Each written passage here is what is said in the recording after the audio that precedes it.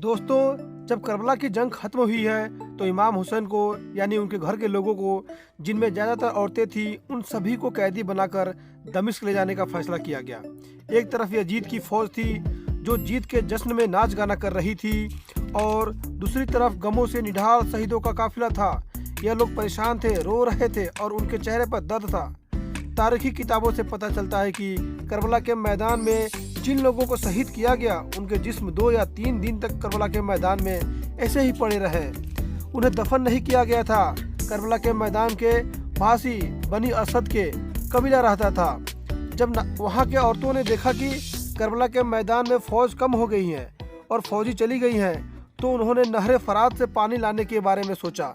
लेकिन वे जब नहर फरात पर पहुंची तो उन्होंने क्या देखा कि वहां पर तो लाशें पड़ी हैं। ये देखकर उनकी होश उड़ गए।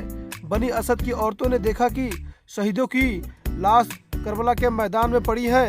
किसी का हाथ कटा है, किसी का सर कटा है, किसी का पैर कटा है। ये देखकर बनी असद की औरतें अपने कबीले में गईं और लोगों को बताया कि करबला के मैदान में ऐसा ऐसा मंजर है। इन औरतों ने मर्दों से कहा कि चलो और करबला के मैदान में जो लाशें पड़ी हैं उन्हें इज्जत से दफना दो। लेकिन उनके मर्दों की राय अलग थी। बनी असद की कबीलों के मर्द अपनी औरतों से बोले, यजीद बहुत जालिम है। यजीद की फौज ने इस लोगों को शहीद किया है। इस पर कबीलों के औरतों ने अपने मर्दों पर लानत देना शुरू कर दिया और ताने देना शुरू कर दिया और कहा, तुम कैसे मर्द हो जो अहले बैत से मोहब्बत करने का दावा करते हो लेकिन उनकी लाशों को दफनाना नहीं चाहते हो। तुम कलमा तो पढ़ते हो, अपने आप को मुसलमान तो कहते हो, लेकिन नबी के नवासे करबला में के मैदान में हैं, उन्हें दफनाने के लिए नहीं जा रहे हो। इस बात को सुनकर मर्दों को गैरत आ गई और उन्होंने दफनाने का फैसला कर लिया।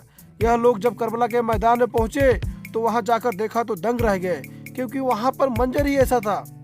क्योंकि किसी का जिस्म एक साथ ही नहीं था, किसी का हाथ पैर कटा था, किसी का सर कटा था और सभी के जिस्म अलग अलग पड़े थे। यह सब देखकर इन लोगों ने फैसला किया कि एक ही कब्र खोदी जाए, उसी में सारे लोगों को दफन कर दिया जाए।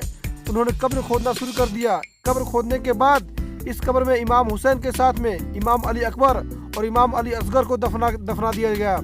उसके अलावा एक बड़ी दूसरी कब्र खोदी गई जिसमें तमाम शहीदों को एक साथ में दफन कर दिया जाता है। जिसमें सभी लोगों को दफन कर दिया गया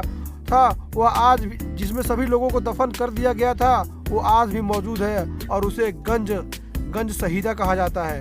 यह तो बात हुई जिस्म को दफन करने की, लेकिन सबसे बड़ा सवाल यह है कि हजरत इमाम हुसैन का सर मुबारक को कहाँ दफन किया गया। तारीखी किताबों से पता चलता है कि जब यजीद ने तमाम काफिलों को खाना रवाना किया तो सर भी दे दिया था और इमाम हुसैन का सर को इमाम जैनुल आबिदीन अपने साथ लेकर मदीना शरीफ गए थे और मदीना में अपनी दादी यानी इमाम हुसैन की वालिदा सैयदा फातिमा के कदम मुबारक में दफन कर दिया गया था।